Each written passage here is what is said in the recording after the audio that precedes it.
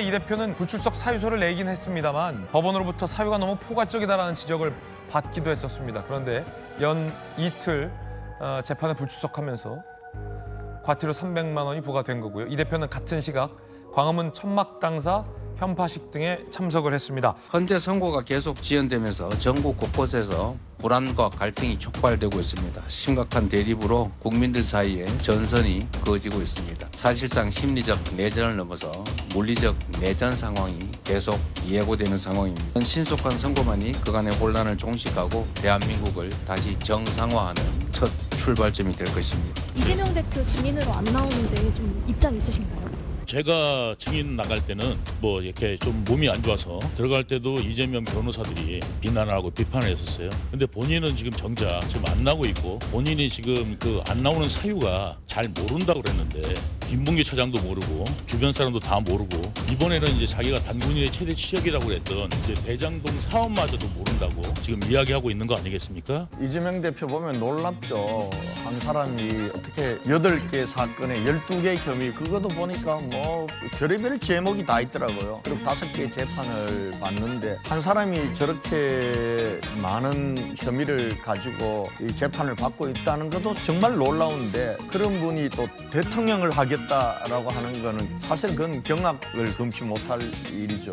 결과적으로 저기 나가지 않는 것도 대장동 사건하고는 나하고는 관계없다, 나는 모른다라는 걸 얘기하기 위해서 이제 과태료 300만 원까지 부담을 하면서 안 나가는 거 아니겠습니까? 경기개발공사가 하는 거를 시장이 몰랐다? 있을 수 없는 일이에요. 왜냐하면 경기개발공사가 만약에 사업을 하다가 분양을 하다가 마이너스가 났다 이러면은 경기개발공사가 돈을 물어 주는 게 아니에요. 시민의 세금으로 시에서 넣어야 되는 거기 때문에 사실상 일일이 시장한테 보고하고 시장의 허가를 받아야 하는 건, 이거는 조금 행정을 아는 사람은 상식적인 건데, 그거 나 이 김만배 등 이 민간업자들에게 수천억의 이익을 가져가도록 하는 이 대장동 개발 사건하고 나하고는 관계없다고 하다 보니까 김문기도 모른다, 또 대장동 재판에도 나는 모르기 때문에 안 나가겠다, 이렇게 나오는 것이거든요. 백현동은 더해요. 백현동과 관련해서는 저게 지금 자연 녹지를 상업 용도로 지금 4단계를 용도 변경을 해줘서 어마어마한 이익을 보게 한 거란 말이에요.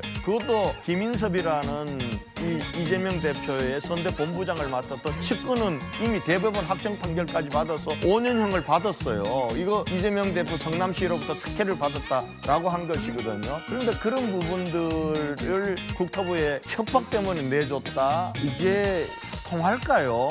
제가 보건대는 정말 이런 걸 가지고 손바닥으로 하늘을 가린다라고 하지 않을까, 그런 생각이 듭니다. 이재명 대표를 보면 초인적이다라는 생각이 들 정도로 지금 저 많은 재판들을 소화해내면서 동시에 당대표로서의 자기 역할도 수행하고 있고, 그러면서 지금 시기가 가장 중요한 시기 아닙니까? 대한민국 운명에 가장 중요한 시기에 또 그 정치인으로서의 자기 역할까지 해가면서 다른 사람들의 재판에 물론 일부 그 연관이 돼 있기 때문에 증인으로 불렀겠지만 저런 부분까지는 세세히 신경을 쓰지 못한 것 아닌가라는 추측을 해봐요. 그러니까 뭐 소환 통지를 받았는지 어쨌는지 잘 모르겠는데, 그렇기 때문에 과태료를 내게 되면 또 언론에서 이재명과 관련된 뭔가가 있다라고 하면 세상에 막 부글부글 끓을 텐데, 제가 볼 때는 저 부분은 뭐 실수에 기인한 부분이 좀 있어 보이고, 실수에 기인한 것이다. 예, 조금 아까 이제 이러저러 말씀하셨으니까 저는 지금의 대한민국이 이렇게 가파르게 대립되고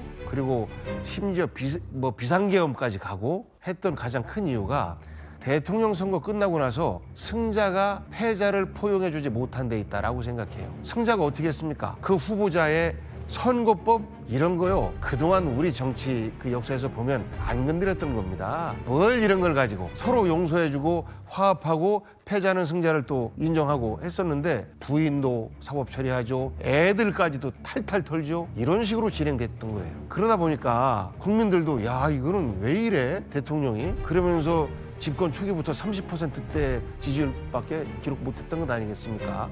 그러면서 이제 재판이 진행되는데, 이재명 대표에 대해서 사법 처리를 하고 구속시키고자 했었어요. 그런데 국회에서 방탄했다고 하는데 방탄 못했지요. 국회에서 체포 동의안에 동의를 해줬고, 그런데 법원에서 기각이 됐어요. 영장이 발부가 안 된 겁니다. 그러면서 이제 계속해서 바깥에서 과거에 대선에서 서로 겨뤘던 윤석열, 이재명 두 분의 대결이 이어지는데 정치적인 힘, 그러니까 국민적 동의는 이재명 대표가 더 많이 확보하고 있고 그런데 권력을 검찰을 부리고 수사기관을 부리고 뭐 어떤 행정권을 갖고 있고 한 것은 이제 윤석열 대통령 측이었죠. 그러다 보니까 실제 이재명 대표가 당할 수밖에 없는 이런 구조의 반복 아니었나 싶고요.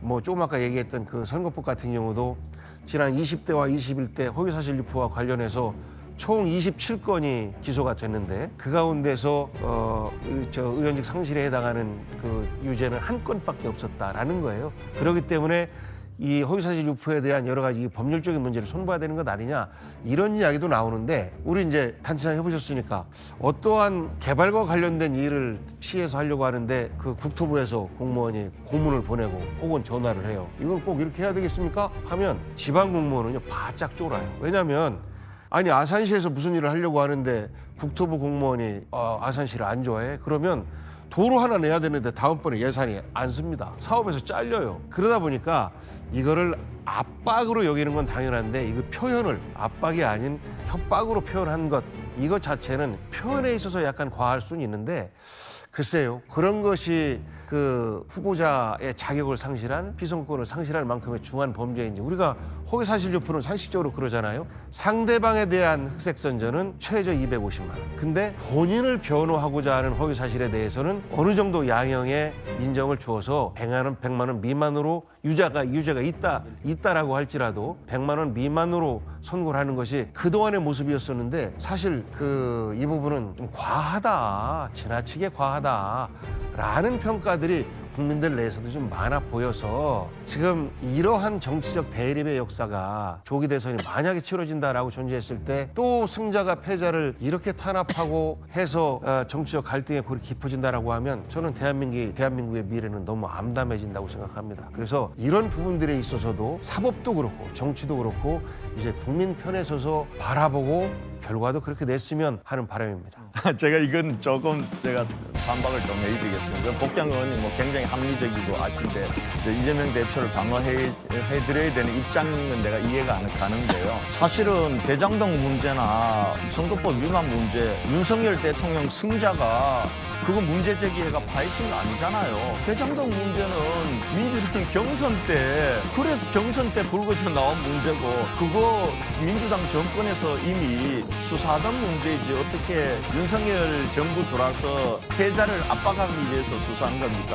선거법 위반 문제도 마찬가지입니다. 경기도 국정감사에서 민주당 의원이 질문한 겁니다. 그 질문하는데 대답하면서 허위사실 유포한 것이거든요. 그런 문제이기 때문에 이걸 그 패자를 포용하지 못한 윤석열 대통령과 여권의 잘못으로 돌리는 거는 저는 그거는 온당치 못하다 이런 말씀을 드립니다. 네. 도대체가 거짓말을 저렇게 할 수 있는 거야? 어처구니 없게 국회의원의 시장까지 한 사람이 저러는 거 보면 정말 대한민국이 정상은 아니네. 성남시 공영개발 시스템을 유동규 전 경기관광공사 사장이 하셨다는 걸로 아는데 지금 이분이 캠프에 있는 게 맞아요? 이분은 캠프에 없습니다. 작년에 경기관광공사를 하다가 이분이 몸이 안 좋다고 작년 언제쯤이더라? 퇴직했어요. 퇴직했고 사실 이 설계는 제가 한 겁니다. 제가 한 겁니다. 대장동 사건과 관련해서 충격이 국민들 충격이 이만저만이 아닙니다. 그 썩은 악취가 진동을 하고요. 제2의 LH 사태인 줄 알았더니 더 나가서 제2의 수소 사태에 맞먹는 정관계 로비, 부패 아수라장이라고 저는 생각을 합니다. 저는 부동산 공마전에는 여야가 따로 없구나 이런 거를 30년 전 수서 비리를 보면서 알게 됐고 또 지금도 이렇구나라고 하는 생각을 하게 됩니다. 참 답답합니다. 지난번 국민의힘 게이트라고 하는 것, 토건 비리라고 하는 것을 9월 17일 KBS 뉴스를 보고 알았다라고 하셨는데 그걸 아신 뒤에 혹시 무슨 확인을 했거나 조치를 했거나 그런 게 있습니까? 제가 조치할 수 있는 게 뭐가 있겠습니까? 이미 저는 성남시장도 아니고 도시공사를 지휘하는 입장도 아니고 그런데 아무것도 안 하셨다 그 얘기 아닙니까? 아니 안 하셨다가 아니라 할 수 있는 게 없었다니까. 아니 그걸 후보님과도 뭘 하셨겠어요? 빨리 수사를 하는 것이 당으로서나 우리 정권 재창출을 위해서 필요하다고 생각하는데 저는 그래서 합동수사본부를 꾸려서 더 체계적이고 종합적인 수사를 하는 것이 좋겠다 이런 요구를 했거든요. 이 후보 생각은 어떻습니까? 저는 당연히 빨리 확인해서 이제 이 경위들이 명명백백하게 드러나면 좋겠다는 생각이고요. 제가 그때 당시에 MB 정권에 포위되고 박근혜 정권에 포위돼서 제가 광화문에서 단식 농성까지 했기 때문에 자. 제가 뭔가 문제가 있었으면 제가 답변할 시간을 좀 주세요. 아니 예. 아니 경찰 취조하는 것도 아닌데 그런 식으로